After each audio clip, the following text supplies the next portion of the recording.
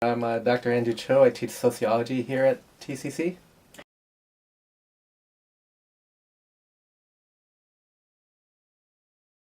Well, when I have students bringing up different statistics, what I want to kind of investigate with the students is where exactly are they getting these stats from, and analyze the legitimacy of the source.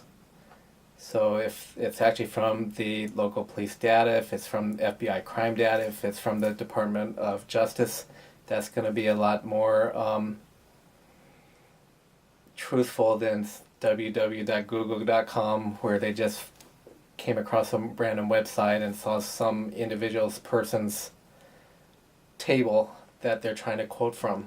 So you really have to analyze your source, and in sociology specifically, we use a lot of the FBI crime data. We look at public data from the local police departments, which is available to people, or depending on what topic it is, one of the things that I always ask students to do is look at what the sociological research is, because I have students who bring up these alternative facts all the time. One of the things that I get quite a bit is that women make more money in the workplace now than men do, or women are advantaged, or racial minorities are advantaged in the labor market over men or over whites. Claims of reverse discrimination. Mm-hmm. So what I ask students to do is, okay, let's look at the empirical research.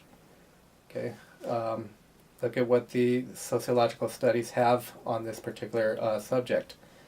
Look at what the Department of Labor has stated on this particular issue. Look at what the Equal Employment Opportunity Commission has stated. And then also analyze the methodology, because sometimes you could have actually legitimate sources or legitimate researchers, but depending on how they frame their research, one research might be better done than another. Mm-hmm. And an example of that, my brother and I we were watching the news one time. It was NBC News, and they were hyping up this study on how to combat obesity in America. And what they said was, if you eat with your opposite hand, it's a proven method to reduce weight. So then they explained their methodology. And my brother went to Duke University, has a degree in psychology. And their methodology was that they went to the movie theater and they asked people before watching the movie to eat their concessions with the opposite hand, their non-dominant hand. And they found a 6% decrease in the amount of calories consumed. Mm. But then there were only like 4 people who were in the sample and who had watched the movie.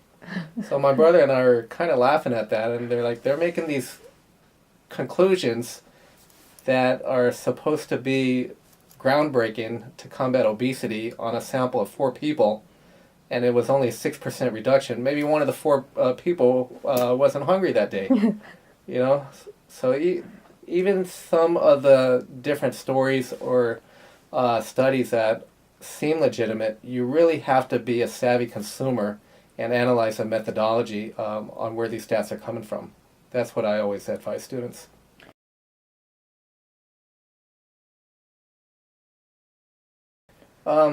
Sometimes they don't. Mm. I've had the same students who will argue that gender discrimination is a thing of the past because we had a woman running for president this past election. Mm. So that means there's no more gender discrimination. I challenge that student, okay, find me some empirical evidence in the labor market where women are treated equally to men. And that was a couple months ago. I'm still waiting for the one study. Mm. So I think some students are either realizing that when they look at the empirical evidence and it doesn't support their point of view, and then, I don't know, then either they don't want to come back to me with that, or sometimes they have difficulty changing their perception on what they previously believed.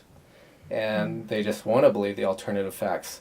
Yeah. And I know that I'm only having students generally for 1 quarter, Mm-hmm. and you can't take a person from point A to point Z in 1 quarter. Yeah. But if you take them from point A to point B, that's also progress.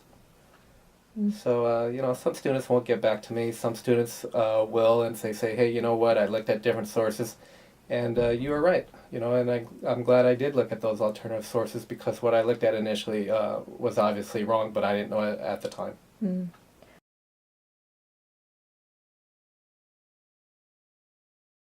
What's attractive to students or people in general? People in general. I think you kind of touched upon it, that it'll reaffirm what you believe in. I mean, and researchers can fall prey to it too. Sometimes ethnographers, if you go into a social setting looking for something, if you look hard enough, you might be able to find it. And that's why I always want students and stress to students understand the methodology behind the empirical research too, because some of the studies that are allegedly empirical research can have some flaws in them as well.